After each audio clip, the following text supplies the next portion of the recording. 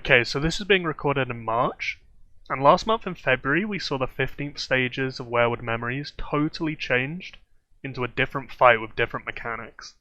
With the new bubbling mechanic in Phase 1, where if you hit anyone whilst they have the bubble up, they heal to full, and the anti-heal from Obane that you need to deal with in Phase 2, was there's a ton of damage being thrown around.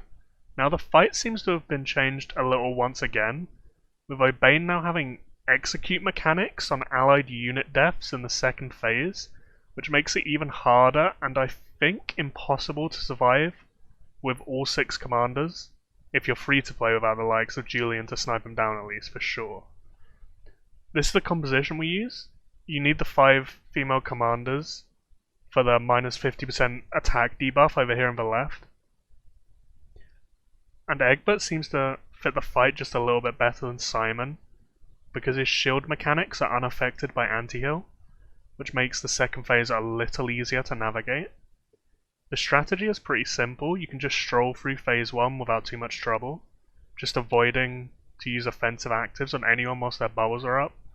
And in the second phase we want to burst down Obane as quickly as possible with the reach of Sheila, Haley and Uma's actives, and cleansing the anti-heal with Jean's active, before healing with Sansa so that everyone stays alive outside of the execute mechanics.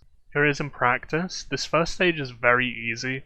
I'm speeding through it because, unlike me in bed, it lasts so long, but all you have to do is not use offensive actives whilst the bubbles are up, so be very cautious of them. Hold them and use them right after a bubble drops down, so you don't mess up the timing or just don't use them at all.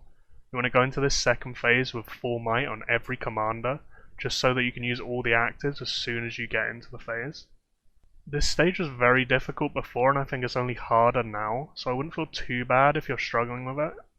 If you have Julian especially, you want to use him for this phase, just because he does an absurd amount of long range active damage that you can kill Obane so easily with compared to any free to play alternatives. You see that what we do is use Sheila, Uma and Haley's actives off cooldown on Obane in the back here. We hold Jean's active and you see as soon as that pop up for the healing reduction comes up, we use it and cleanse everyone so they can keep getting heals on them. You really want to try and min-max fiddle with the Jean and Egbert actives to try and fit all 6 commanders into the circle if at all possible. Sometimes you can't just about line it up right and that's fine, but it really helps if you can. Before, without the execute mechanics, Theon was insane in this fight because it lasted so absurdly long, and you can just stack his active up to max and have him one-shot everything. Now I'm not sure if he'd even be good because you actually want as little damage as possible in these front 3 units, until Obane dies at least, because if he executes 2 or 3 of your formation before he goes down, it can get really tough. And then when Obane goes down, it becomes pretty routine. You'll probably have taken a loss or 2 because of the executes, and there just isn't really anything you can do to stop that. But you don't need everyone alive to finish what's left anyway. There's no more complicated things you need to deal with, it's just health bars and damage. Our Sansa is what got executed here in the end, which is kind of annoying because we can't heal and it gets a little dicey. But that's just totally random and there isn't really much you can do to control it.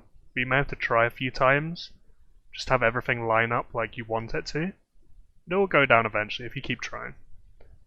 And there it is. That's 3:15, and 2:15 for that matter because it's the same fight, after the little changes to it.